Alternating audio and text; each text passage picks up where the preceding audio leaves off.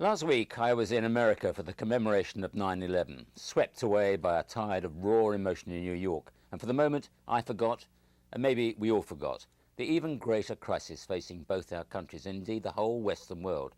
And that's the mountains of sovereign debt which threaten to blow the euro apart and send us all spiralling down into another recession. This week we're back to that reality, and to be honest, no one can see a way out of this mess.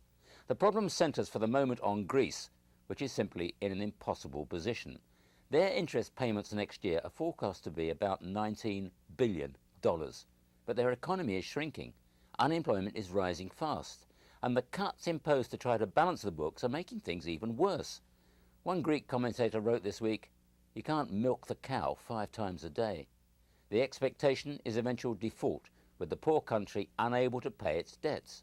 A financial specialist told me the most the Greeks could afford to pay is 10 cents in the dollar. And so the banks take a massive hit, and Greece is forced out of the euro. And who's next? Ireland, Portugal, Spain, Italy, they each face an impossible choice. Cut spending, which further depresses the economy, the tax take falls, and then they need to cut again. Some predict not just the disintegration of the euro, but the collapse of the European Union, followed by economic meltdown and rampant nationalism. We all know where that can lead around these parts.